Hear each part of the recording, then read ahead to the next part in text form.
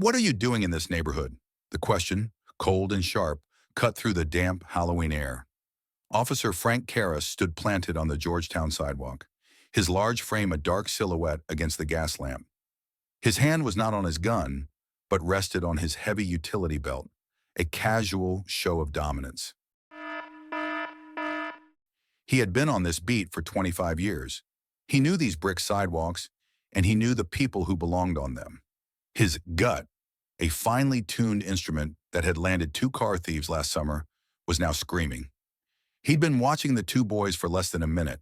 The white kid, a vampire, was irrelevant. It was the black kid, an astronaut, who was the tell.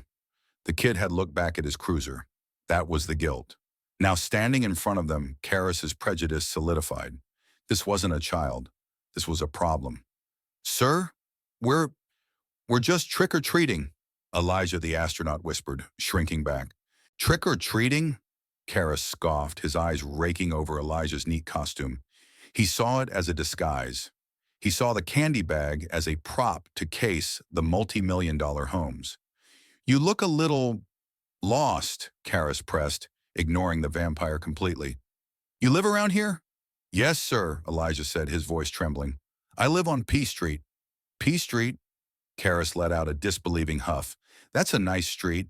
A real nice street. You got any ID that proves that?" This was the trap, the moment of pure outrage.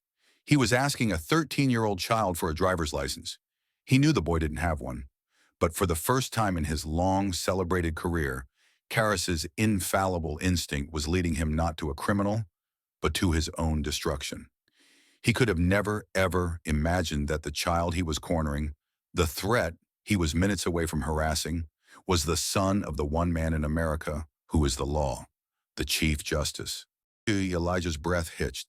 The high-lumen flashlight beam that Karras clicked on was blinding, turning the festive, rain-slicked street into a dark stage with a single brutal spotlight. I'm 13, sir," Elijah stammered, raising a hand to shield his face. I don't have a driver's license." "No ID," Karras repeated, his voice cold and satisfied. This was the justification. "On P Street, and a bag full of—" "What exactly?" "You know, we've had a string of break-ins this month. People using Halloween as a cover." This was the moment Noah, the vampire, snapped out of his confusion. "Break-ins? Are you kidding?" Noah stepped forward, his plastic fangs looking ridiculous in the tense light. He was energetic, naive, and fiercely loyal.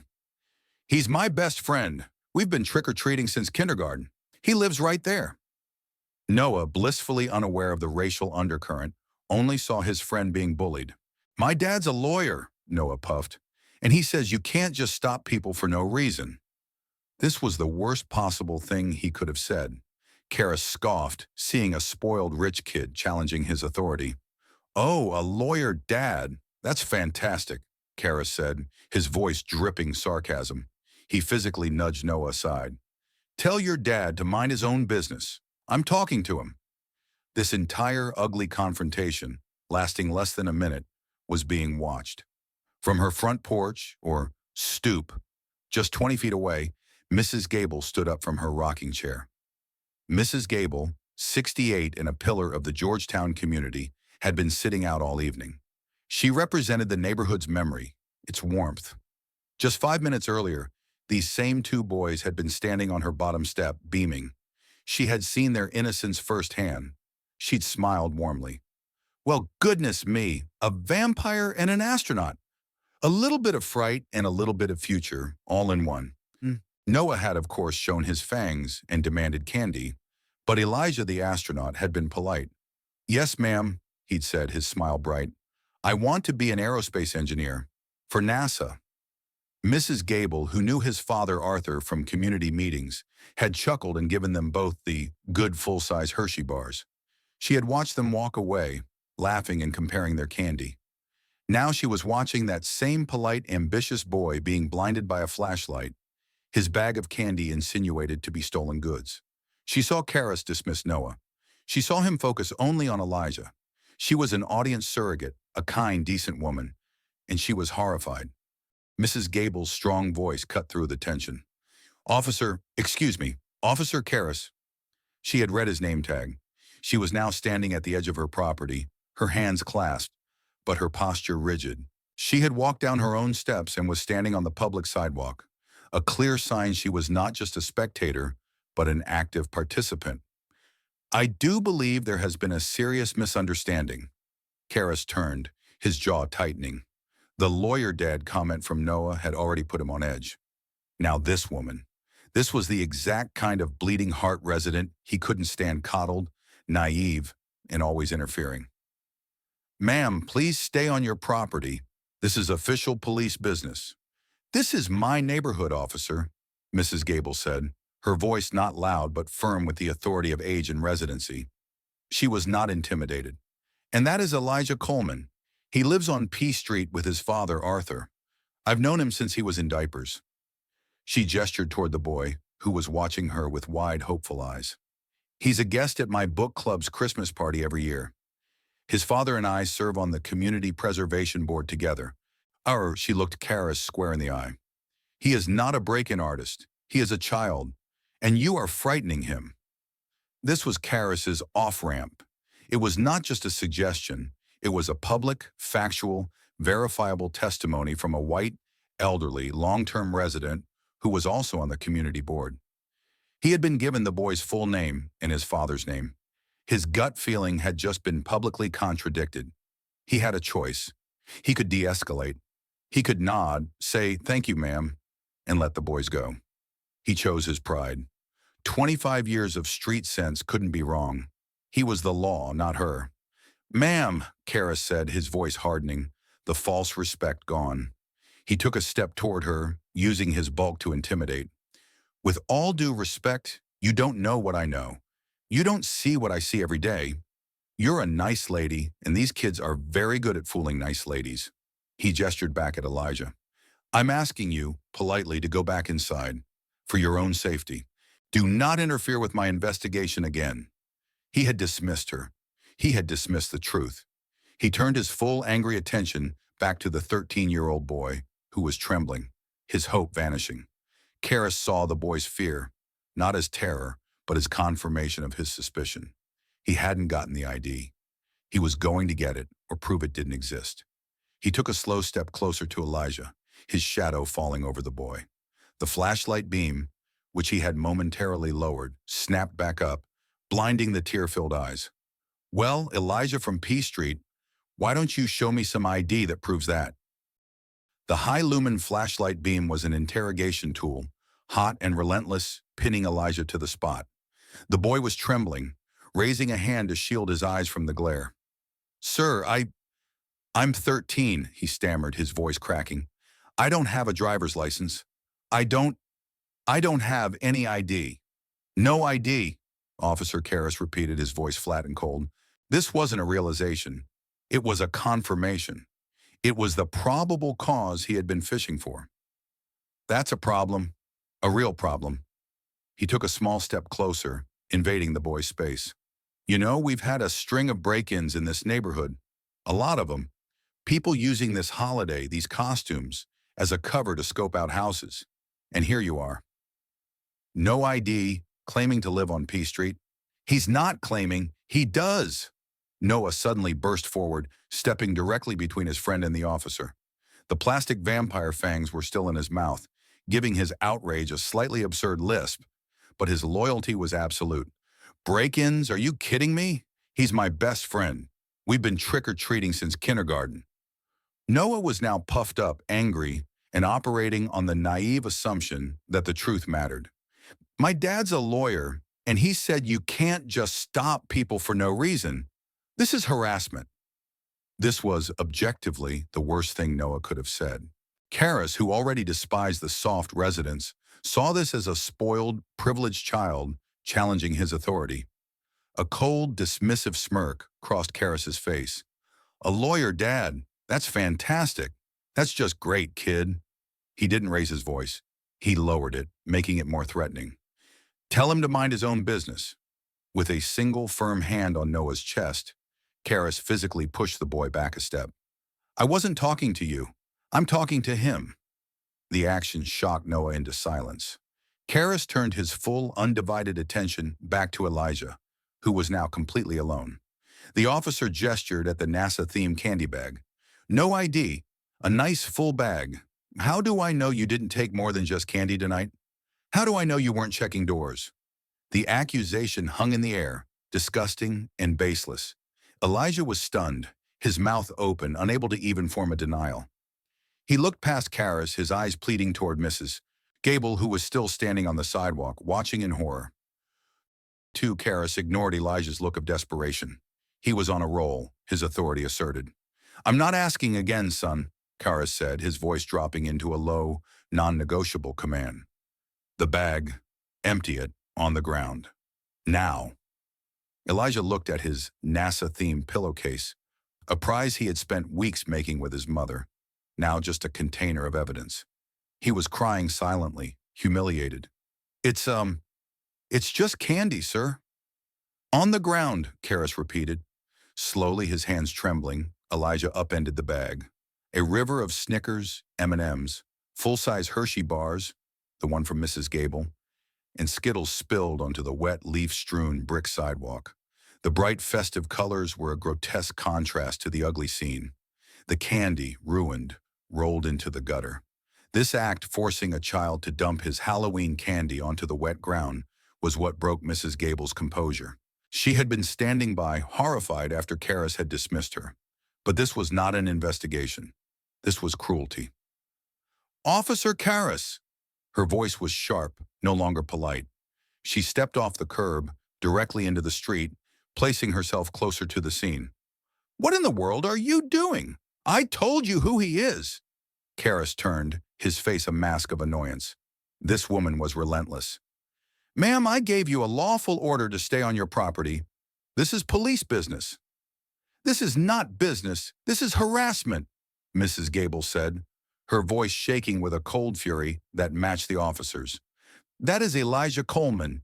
He lives at the corner of P and 33rd. His father is Arthur Coleman. We serve on the Community Preservation Board together. I have known that boy since he was a toddler. You are scaring these children to death. This was it. This was the moment of choice. It was not an anonymous tip. It was a named, public, verifiable face-to-face testimony from a credible, white elderly resident. She had given him the boy's name, the father's name, and their shared community credentials. Karras had every fact he needed to stop. He chose to ignore it. His pride, his 25 years of gut feelings, could not allow him to be wrong, especially not in front of a bleeding heart like her. Ma'am, Karras said, his voice hardening into a block of ice. With all due respect, you don't know what I know.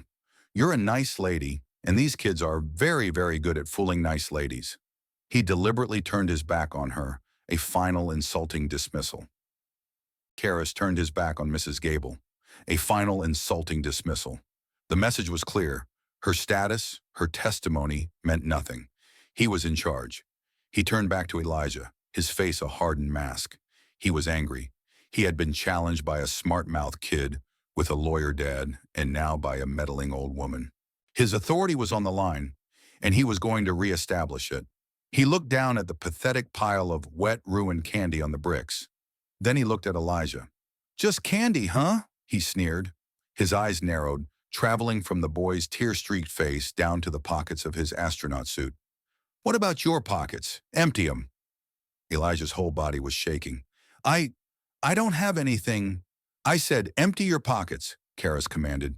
He then used the line, the ugly, baseless accusation that hung in the air like poison. You holding?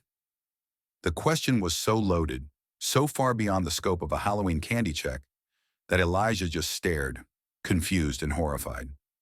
Holding? Sir, I just have my house key. And a tissue. He fumbled with his trembling fingers to pull out his pockets, showing the empty white lining and a small, crumpled tissue. This was the breaking point for Noah. He had watched his friend be accused of theft. Now he was being accused of carrying drugs. It was insane. It was wrong. His earlier, naive defense had failed. Now he did the only thing his generation knew how to do when faced with injustice. He pulled out his smartphone.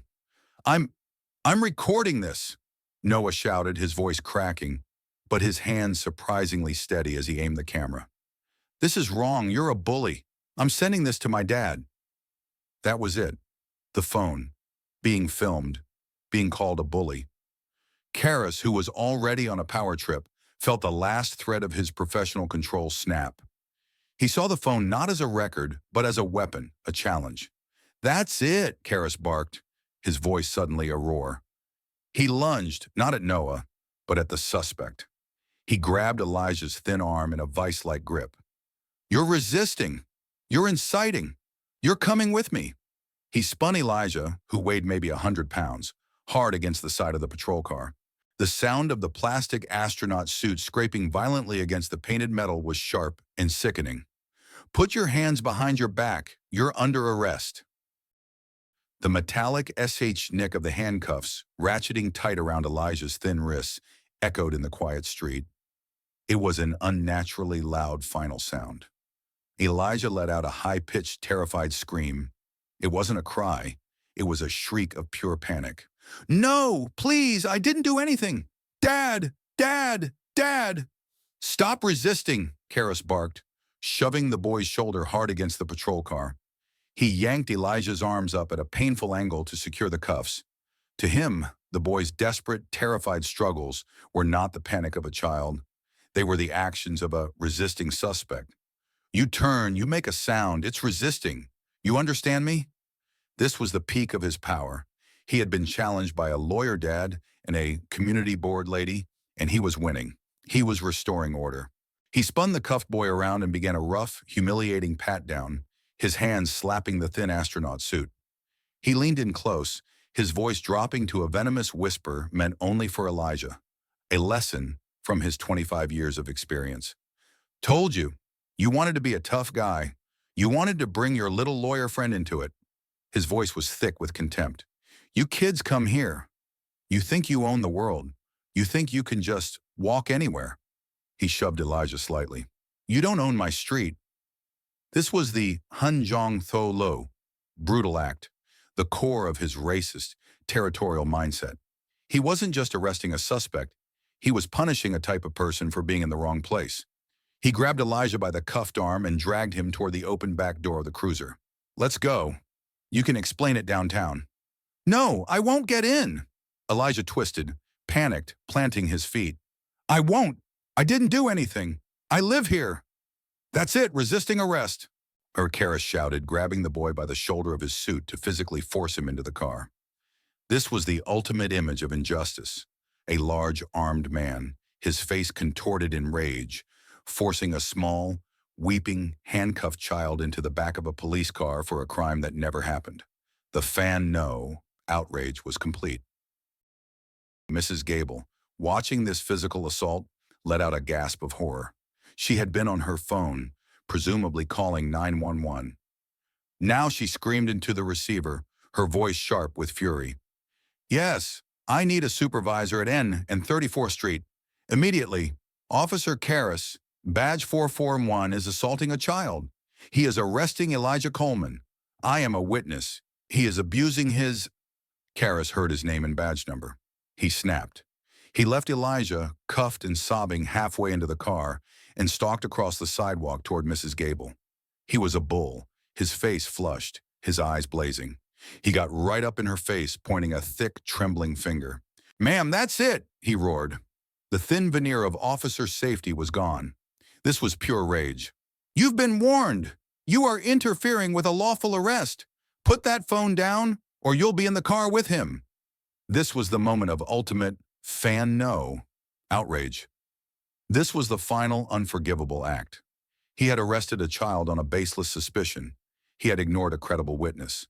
And now he was threatening a 68-year-old white woman, a respected community elder, the audience's surrogate, with arrest. He was threatening her for the crime of reporting his crime. The few neighbors who had peeked out their doors gasped. Noah, who was still filming, captured the entire exchange. The officer's finger in Mrs. Gable's face, his threat, her look of defiant terror. Karras was completely out of control. He was no longer a peace officer. He was a tyrant on his street, drunk on his own power. He had just alienated the very people he claimed to protect. Proving his abuse was not just about race, it was about his own ego. Karras was about to say more, to truly cement his dominance over the elderly woman, but a deep, calm, and utterly unshakable voice cut through the rainy night. "Officer Karras." The voice was not loud. It was not a shout, but it carried an instant, profound authority that Karras's yelling lacked. It sliced through his rage and stopped him cold. He froze, his finger still pointing at Mrs. Gable. He turned, irritated. "Who the hell?" A tall black man in his 60s was standing on the sidewalk, just a few feet away. He was wearing a simple, tailored wool overcoat over a suit, looking as though he had just returned from a dinner or a university lecture. He was unassuming, yet his posture was ramrod straight. He was looking not at Karras, but at Elijah, who was still weeping, half in and half out of the patrol car. Officer Karras, his prejudice kicking right back in, sized this new man up. He saw another black man, well-dressed, which in his mind meant arrogant. Another person challenging him on his street. "Sir, this is an active crime scene," Karras barked, falling back on his official script. "You need to step back. Now. Get off the sidewalk." The man did not move. He simply turned his calm, appraising gaze from the boy to the officer. "I heard you," the man said, his voice level. "But you did not hear me. I said Officer Karras. Now I will ask you one time. Why is my son in your handcuffs?" Karras's mind stalled. The words were so precise, so confident, that he almost missed their meaning. Then he scoffed, a look of pure disbelief on his face. "Your son? This kid is my son," the man repeated, the words hitting like chips of ice. "Elijah Coleman, from P Street, the son you are currently assaulting." The man's sheer lack of fear, his refusal to be intimidated, enraged Karras. This man was interfering, just like the old woman. He was going to follow procedure, and he was going to enjoy it. "Sir, I don't know who you are. I don't know who you claim he is. You are interfering with an arrest." He put his hand on his belt, a reflexive threat. "I need to see your ID. Now." There was a long, cold beat of silence. The man, Arthur Coleman, simply stared at the officer. He seemed to be analyzing Karras, not as a threat, but as a complex legal problem. Finally, he nodded slowly, as if coming to a decision. "My ID. Yes, I believe you do." He calmly reached into the inner pocket of his wool overcoat. Karras waited, impatient, expecting a driver's license he could run, a license that would prove this man was lying. Arthur Coleman pulled out a simple black leather wallet. He didn't pull a license out. He just flipped it open. Inside, behind a protective screen, was a gold-embossed credential, reflecting the flashing lights of the patrol car. "You wanted my identification, officer. Here it is." Officer Karras squinted, his anger momentarily replaced by confusion. He leaned in, shining his own shoulder light onto the credential held by Arthur Coleman. The beam illuminated the embossed gold seal of the United States and the stark, formal text beneath it. "Arthur J. Coleman, Chief Justice of the United States." Karras's breath caught in his throat. It felt as if the cold, damp air had solidified in his lungs. His face, which had been flushed with rage just seconds before, went completely, sickeningly pale. The camera of his mind did a dolly zoom, the world tilting as the ground fell away from beneath him. He looked from the impossible ID back to the calm, steady face of the man holding it. It was him. It was him. He snapped to a rigid, panicked attention. Mr. Chief, sir, Justice Coleman." The name felt foreign, impossible in his mouth. "Sir, I apologize. I had no idea. This is a misunderstanding, sir." "It is not a misunderstanding, Officer Karras," Justice Coleman said. His voice was like ice, cutting through the officer's pathetic stuttering. "It is an action. You have placed my son, a minor, in handcuffs. You will remove them. Now." "Yes, sir. Right away, sir." Karras, whose hands were now shaking violently, fumbled for the handcuff key on his heavy belt. His fingers felt like sausages, numb and useless. He unclipped the key. He turned to Elijah, who was watching this exchange with wide, confused eyes. Karras tried to insert the key into the small lock on the cuffs, but his trembling was so bad he couldn't find the hole. He jabbed at it, once, twice. He dropped the key. It landed on the wet, leaf-strewn pavement with a tiny metallic clink that sounded as loud as a gunshot in the frozen silence. "Oh, God." "Akram," Karras whispered, utterly humiliated. He bent over, scrambling to pick it up, a powerful man reduced to a fumbling mess. Karras snatched the key from the wet pavement, his face burning with a humiliation worse than any physical pain. He straightened up, his hands shaking so violently that the key rattled against the metal of the handcuffs as he tried again to free the boy. He couldn't do it. He couldn't get the key into the lock. It was a complete systemic breakdown of his motor skills, his authority, and his identity, all happening at once. After watching this pathetic, fumbling display for 5 full, agonizing seconds, Justice Coleman spoke. His voice was not sympathetic. It was the voice of a man ending a pointless delay. "Give me the key." It was not a request. It was an order, delivered with the flat, final authority of a gavel strike. Officer Karras, utterly defeated, stopped fumbling. His shoulders slumped. He looked at his own key, the symbol of his power, the tool he had just used to terrorize a child. Then he looked at the Chief Justice of the United States. Without a word, Karras turned and placed the key into Coleman's outstretched, steady hand. This was the true moment of surrender. It was the visual payoff, the transfer of all power from the bully to the protector. The audience watching this would feel a profound sense of cathartic release. Justice Coleman took the key. He stepped past the frozen, useless officer. His own hand was perfectly steady. He inserted the key into the first lock. A precise click. He moved to the second cuff. Another click. The handcuffs fell away from Elijah's small, red-chafed wrists. Coleman didn't look at Karras. He dropped the cuffs and the key onto the trunk of the patrol car with a dismissive clatter.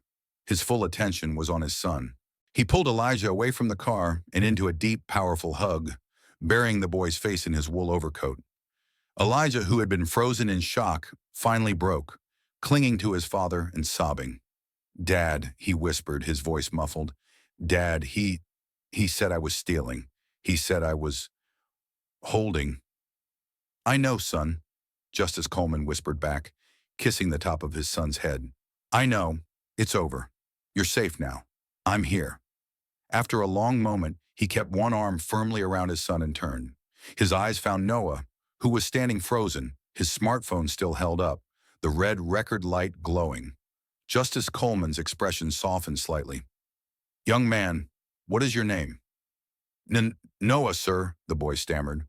"Noah," the justice said, his voice firm but calm. "Thank you for staying with my son. Thank you for being brave. Are you still recording?" Yes, sir." "Good," Justice Coleman said. "Do not stop." This was the masterstroke. He had just legally deputized Noah. He had transformed a child's panicked video into a formal, sanctioned piece of evidence. Karras, hearing this, felt a new, colder wave of dread. He wasn't just in trouble, he was being documented. With one arm still holding his son, Justice Coleman turned his full, undivided attention back to Officer Karras. The shift was palpable. He was no longer just a father. He was the justice. His eyes were cold, analytical, and devoid of all emotion. "Officer Karras," he began, his voice the same calm, level tone he used in court. "Badge 441. You stated you had articulable suspicion to detain this minor. You stated he looked lost." He gestured with his free hand toward Mrs. Gable, who was watching from the sidewalk, her arms crossed. "You were then informed by a credible, longtime resident, Mrs. Gable, that he was, in fact, a resident of this neighborhood. You ignored her. You were informed he was 13 years old. You then proceeded to arrest him for failure to provide identification, which, as you well know, he is not legally required to carry." Karras just stood there, a statue of failure. He was sweating in the cold, damp air. "Sir, I was using my discretion." "Your discretion?" Justice Coleman interrupted, the word sharp. Was your discretion based on his NASA costume, officer? Or was it based on the color of his skin? The question hung in the air, a devastating, unanswerable indictment. Karras opened his mouth, but no sound came out. He had no answer. He had no justification. His 25 years of gut feelings were laid bare for what they truly were: raw, indefensible prejudice. Noah's phone was capturing every second of his silent, guilty admission. Justice Coleman held the silence for a long, painful beat. He let Karras drown in it. "I see your captain's name is Howell," the justice stated, not as a question, but as a fact. "I will be in his office at 9 a.m. tomorrow. I will also be speaking with the mayor." He looked Karras up and down. "You, Officer Karras, will be there. We will have a thorough discussion about the Fourth Amendment and about your future in this department. Do you understand me?" Karras, shaking, could only manage a single, pathetic nod. "Yes, sir. Mr. Chief Justice." "Yes, sir." Justice Coleman nodded once curtly. He pulled Elijah closer. He looked at the officer one last time, not with anger, but with a final, cold dismissal. He then picked up the cracked astronaut helmet from the pavement. "You are dismissed, officer. Go." The red taillights of Officer Karras's patrol car disappeared around the corner onto 34th Street. He was gone. The street, which moments before had been a stage for a traumatic abuse of power, was suddenly, profoundly silent.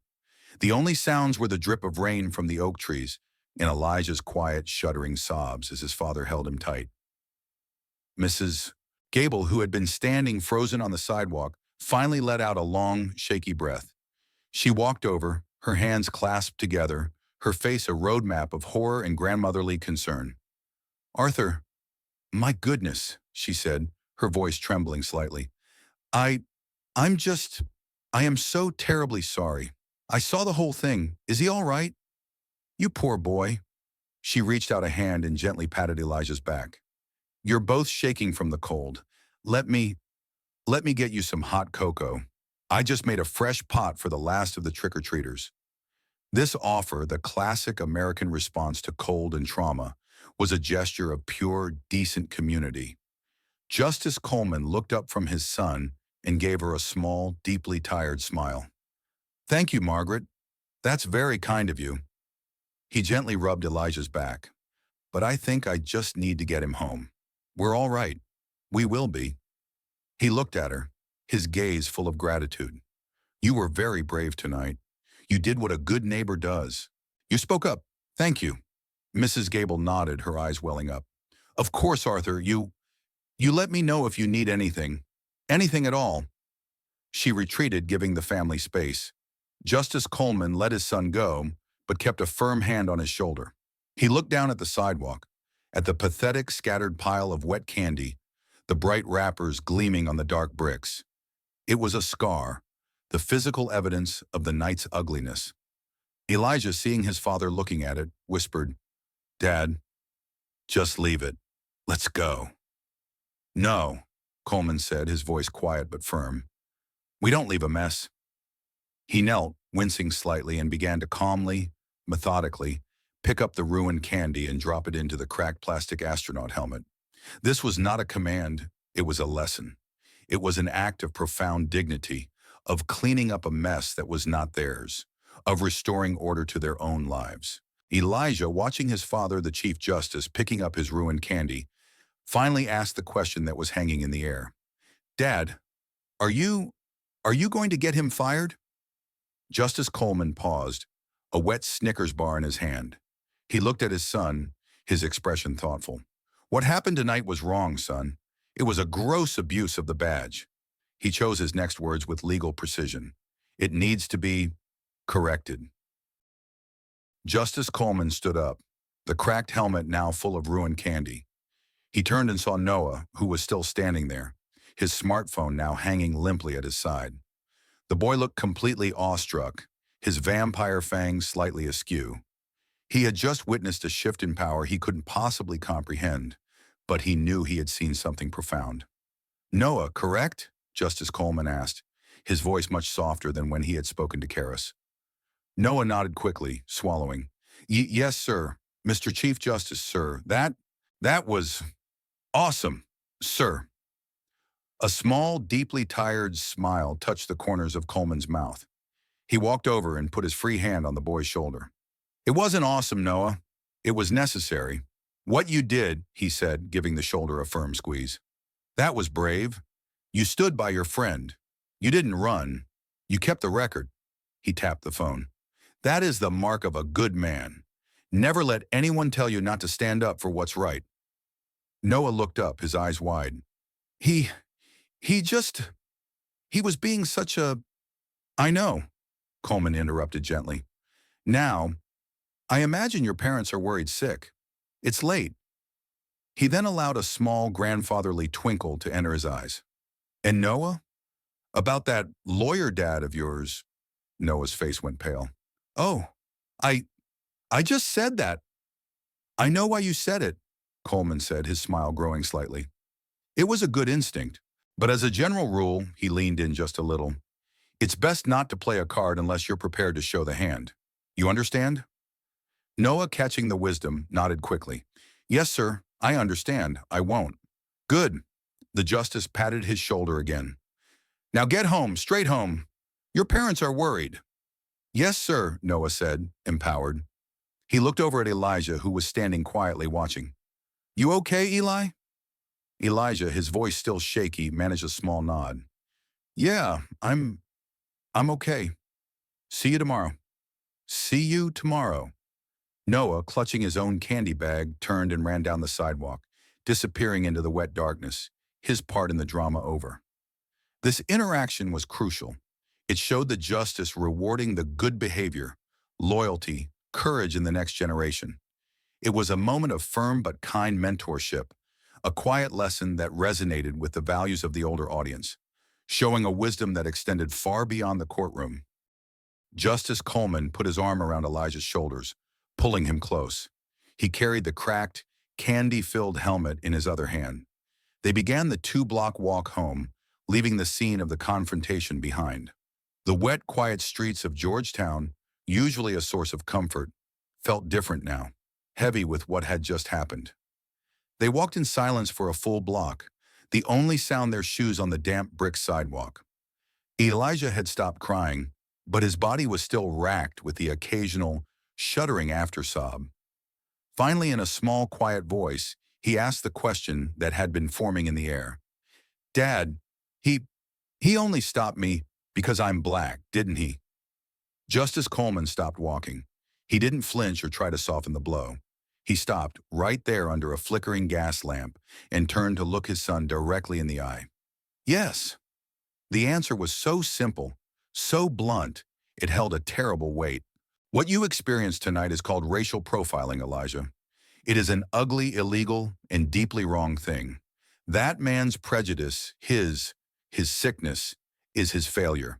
It is not, and it will never be, a reflection of your worth. You are an American, you are a Coleman, and you are my son. You belong everywhere. Do you understand me? Elijah nodded, a single tear tracing a path down his cold cheek. I think so. He looked down, then back up at his father, his 13-year-old mind grappling with the night's impossible logic. But it only stopped because he found out you were you. Because you're the Chief Justice. He paused and his voice broke. What if you weren't? What if you were just a mailman or a plumber? Would he have taken me? Arthur Coleman's expression, usually so composed, fractured for just a moment. He sighed, a sound of profound, generational weariness. He looked up at the dark, wet oak branches overhead. That, son, is the question. It's the hardest question in the country, and it's the one I have to work on every single day. He pulled his son into another hug, this one tighter. Yes, tonight we had a tool that most people don't. We had privilege. But privilege isn't the solution, Elijah. It's just a tool to fix the problem. Our job, my job, is to fight for a country where you are safe, even if your father is a mailman. Tonight, we stop the symptom. Tomorrow, we go to work on the disease. They stood there for a long moment. Finally, he gave his son's shoulder a squeeze, and they started walking again. They arrived at their beautiful, historic brick home on P Street, Let's get you inside, Coleman said, his voice gentle again. Your mother is holding dinner. We have to be up early for that 9 a.m. meeting. The next morning, at 9 a.m. sharp, the fluorescent lights of a sterile official conference room at the 3rd District Precinct hummed. The room was sunlit, a stark contrast to the dark rain-soaked chaos of the previous night. Officer Frank Karras sat stiffly at one side of a long, polished table. He was in his formal dress uniform, his brass buttons shining, but his face was pale, his eyes bloodshot. He looked like he hadn't slept. The door opened. Officer Karras and his superior, Captain Howell, both stood up immediately, a reflexive show of respect. Justice Arthur Coleman entered. He was not wearing his judicial robes. He was in a simple, dark business suit and a plain blue tie. He looked not like the Chief Justice, but like what he was, a concerned, serious, and incredibly powerful citizen. Mr. Chief Justice, Captain Howell said, his voice strained. Howell was a career cop, embarrassed for his department and deeply deferential. Sir, please sit. Justice Coleman nodded, but did not sit. Captain Howell. Howell, remaining standing, shuffled a thin file on the table. He couldn't make eye contact with Coleman. Sir, first, on behalf of the entire Metropolitan Police Department, and especially the 3rd District, I apologize. Profusely. What happened to your son last night, to Mrs. Gable? It is indefensible. Karras just stared at the wood grain of the table. He was a man awaiting his own execution. I have reviewed the video from the boys, from Noah's phone, Howell continued, his voice tight with anger at Karras. I have Mrs. Gable's formal written testimony, which she delivered at 7 a.m. this morning, and I have Officer Karras's report. He spat the word out. His actions, from the initial stop without cause, to the illegal search, to the arrest of a minor, to the direct threats he made against Mrs. Gable, were violations of department policy, our ethics, and frankly, basic human decency. Howell looked at Karras with disgust.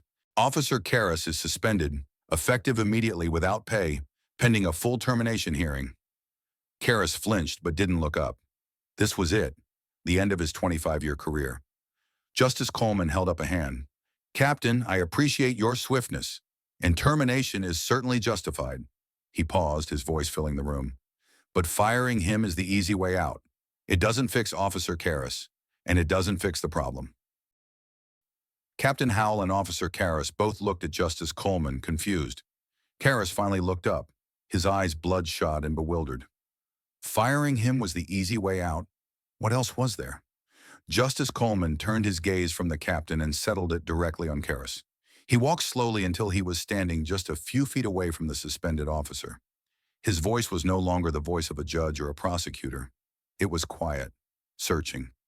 Officer Karras, you've been on this force for 25 years. You've served this community. You've likely done good work. But last night you failed it. You failed your oath. You failed your badge. He paused, his gaze unwavering. You let prejudice, not procedure, guide you. You terrified my son. You threatened an elderly woman who was trying to help him.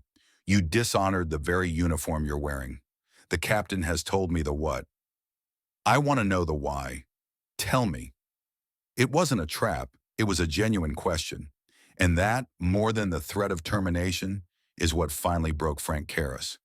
He looked at this powerful man who he had wronged so deeply, and the 25 years of anger, bitterness, and ingrained prejudice finally cracked. His shoulders slumped and his voice was thick, broken.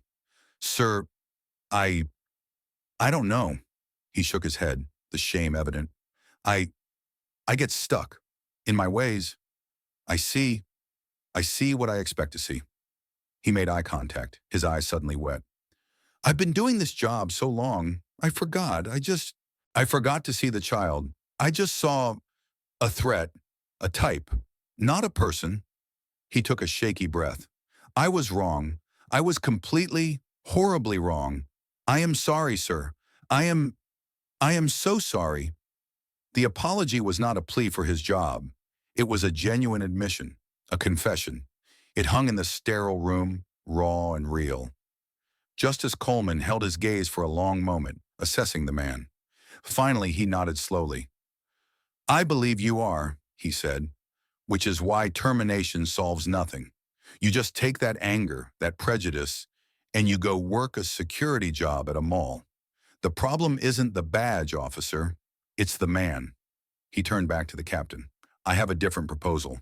Captain, if you're open to it. Howell, stunned by this turn, leaned in. Sir, anything. Officer Karras will accept his 30-day suspension without pay, Justice Coleman stated, his voice filling the conference room. But he will not be off duty. He will not be sitting at home. Musserworm, Karras and Howell both looked up, completely baffled. Instead of termination, Coleman continued, I am proposing a correction. Captain, you will assign Officer Karras for those 30 days to the DC Community Outreach Program. His beat will no longer be the quiet, wealthy streets of Georgetown. It will be the soup kitchen at St. Mary's. It will be the food bank at the 3rd Street Mission. He will spend his suspension serving the very communities he has clearly spent his career despising. This was a shocking, brilliant proposal. It wasn't just punishment, it was work. It was education. Furthermore, Coleman added, his gaze locking back onto Karras, he will be required to formally apologize in person to Mrs. Gable for his threats. And he will stand before my son in my home and apologize to him. He looked at the captain. He is not going to be fired. He is going to be retrained. He will learn to see the people he is policing. His new assignment starts immediately. He will be stocking the shelves for the Thanksgiving community food drive. Karras was stunned into silence. This was mercy. It was a hard, humiliating, difficult mercy, but it wasn't the end. It was a path. Yes, sir, Karras finally managed, his voice thick. Thank you, sir. Yes, sir. We dissolve. The scene changes. It is 2 weeks later, the Saturday before Thanksgiving. The basement of St. Mary's Church is bustling. This is the food drive. Cardboard boxes overflowing with canned goods. Bags of potatoes and frozen turkeys are stacked high. Officer Frank Karras is there. He is not in uniform. He is wearing a simple, faded flannel shirt and jeans. He looks awkward and out of place, but he is working. He is methodically checking expiration dates on cans of green beans and cranberry sauce, stacking them neatly on a shelf. He looks tired, but different, lighter. Mrs. Gable, wearing a volunteer badge, is at the check-in table, holding a clipboard. She sees Karras working. She pours a cup of coffee from a large urn and walks it over to him. Frank, she says quietly. Karras looks up, surprised. Margaret, thank you. She just nods, a small, quiet smile on her face. It is a gesture of acceptance, a sign of community. The bell on the basement door jingles. Elijah and Justice Coleman walk in, both carrying heavy grocery bags filled with donations. Elijah sees Karras, Karras sees Elijah. They both freeze for a moment. Justice Coleman, standing back, gives his son a small, encouraging nod. Elijah takes a breath and walks his bag over to the sorting table where Karras is working. Elijah, Karras says, his voice quiet, humble. He stops working and wipes his hands on his jeans. You came. We wanted to donate, Elijah says, placing the bag on the table. Thank you, Karras says, his eyes meeting Elijah's. And about the other night, what I did, what I said to you, Elijah. I am truly sorry, from the bottom of my heart. I was wrong. Elijah looks at this man, no longer a monster in a uniform, just a tired-looking man in a flannel shirt, surrounded by food for the poor. He nods, accepting the apology. I know, it's okay. He then offers the smallest of smiles. Happy Thanksgiving, Officer Karras. Karras looks down, genuinely moved. He looks back up, and for the first time, a real small smile touches his own face. Happy Thanksgiving, son. Voiceover. Justice isn't always about the slam of a gavel. Sometimes it's about the quiet, difficult work of rebuilding a community. Officer Karras thought he was protecting his neighborhood from a threat, but he learned that true justice isn't about building walls. It's about setting a table where everyone has a seat. This story, stretching from one bitter Halloween night to a hopeful Thanksgiving morning reminds us of a timeless truth.